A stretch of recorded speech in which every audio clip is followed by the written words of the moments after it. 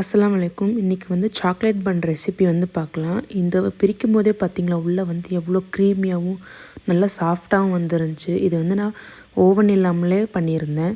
இதுக்கு முதல்ல 2 கப் மைதா மாவும் ஒரு ஸ்பூன் வந்து ஈஸ்ட்டு, 2 ஸ்கியூப் வந்து பட்ரு, அப்புறம் 1 ஸ்பூன் சர்க்கரை, அப்புறம் ஒரு முட்டை நல்லா போட்டு எல்லாம் முதல்ல நல்லா மிக்ஸ் பண்ணிவிட்டு அதுக்கப்புறமா வந்து கொஞ்சம் கொஞ்சமாக பால் ஊற்றி இந்த மாதிரி டோ மாதிரி நல்லா பிணைஞ்சு வச்சுக்கலாம். அதுக்கப்புறம் அது 1 ஹவர் ரெஸ்ட் விட்டு பார்த்திங்கன்னா ஈஸ்ட்டில் நல்லா ஆக்டிவ் ஆகிருக்கும்.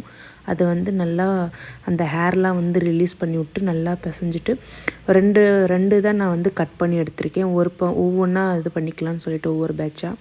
ஸோ அதனால் வந்து ஃபஸ்ட்டு வந்து ஒரு பேட்ச் மட்டும் ரெடி பண்ணிடலாம் சொல்லிவிட்டு நல்லா வந்து நம்ம சப்பாத்தி தேய்க்கிற மாதிரி இல்லாமல் கொஞ்சம் தின்னாகவே இருக்கணும். தின் சைஸில் எடுத்ததுக்கப்புறம் வந்து நான் உங்கள்கிட்ட குக்கி கட்டர் இருந்தால் நீங்கள் அதில் கட் பண்ணிக்கலாம். என்கிட்ட அது இல்லாததுனால நான் ஒரு கப் வச்சு இந்த மாதிரி ரவுண்ட் ஷேப்பில் வந்து நான் கட் பண்ணிக்கிறேன். இதே மாதிரி தான் நம்ம எல்லாத்தையுமே வந்து கட் பண்ணி எடுக்கணும். இதிலே தெரியும் பாருங்கள், இந்த அளவு தின்னாக இருந்தாலே போதும். அப்போ தான் வந்து நம்மளுக்குள்ளே ஃபில் பண்ணுறதுக்கு வந்து இடம் இருக்கிற மாதிரி நல்லா புஷ்ஷுன்னு இருக்கும். அதனால தான் வந்து கொஞ்சம் தின்னாக வந்து நம்ம பண்ணிக்கணும். இதே மாதிரி ஒவ்வொன்றா வந்து எல்லா பேட்சையுமே வந்து நம்ம ரெடி பண்ணி எடுத்து வச்சுக்கலாம். எடுத்து வச்சுட்டு ரெடி பண்ணி இதெல்லாம் வந்து ஒரு 1/2 அன் ஹவர் வந்து ரெஸ்ட் விட்டுறணும். அப்போ தான் வந்து இதுக்கப்புறம் வந்து இன்னும் கொஞ்சம் மேலே வந்து புஷ்ஷுன்னு கொஞ்சம் வந்து பெருசாகி வரும். அந்த டைமில் நம்ம பொரிக்கும் போது வந்து அது வந்து நல்லா வந்து பன்னு மாதிரி நல்லா குண்டாக இருக்கும். அப்போ வந்து ஃபில் பண்ணுறதுக்கு வந்து நம்மளுக்கு வந்து ரொம்ப ஈஸியாக இருக்கும். இப்போ இதில் பார்த்திங்கன்னா தெரியும், 1/2 அன் ஹவருக்கு அப்புறம் வந்து கொஞ்சம் மேலே வந்த மாதிரி இருக்கு இல்லைங்களா. இந்த டைமில் வந்து எண்ணெய் வந்து ரொம்ப முறுக்கு சூடுருவீங்களா, அந்த மாதிரி வந்து அந்த அளவுக்கு ஹீட்டாக இருக்கக்கூடாது. நார்மல் ஹீட்டில் இருந்தாலே போதும். இல்லைன்னா உள்ளே வந்து வேகாமல் அப்புறம் சீக்கிரம் மேலே வந்து கரிஞ்சிரும் மைதா மாவு இல்லைங்களா. அதனால் வந்து இந்த அளவுக்கு கலர் வந்துருந்தால் போதும், கோல்டன் ப்ரௌனில் வந்தால் போதும்.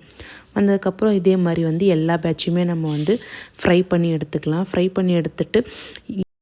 பண்ண எல்லாத்தையும் ஒரு 1/2 அன் ஹவர் வந்து சில் பண்ண விட்டதுக்கப்புறம் அதிலே வந்து நான் விப்பிங் க்ரீம் வந்து ரெடி பண்ணிடுறேன். என்கிட்ட விப்பிங் க்ரீம் இருக்கிறதுனால நான் யூஸ் பண்ணுறேன். உங்கள்கிட்ட இல்லைனாலும் நீங்கள் கஸ்டர்ட் க்ரீமை கூட நீங்கள் யூஸ் பண்ணிக்கலாம், அதுவும் நல்லாயிருக்கும்.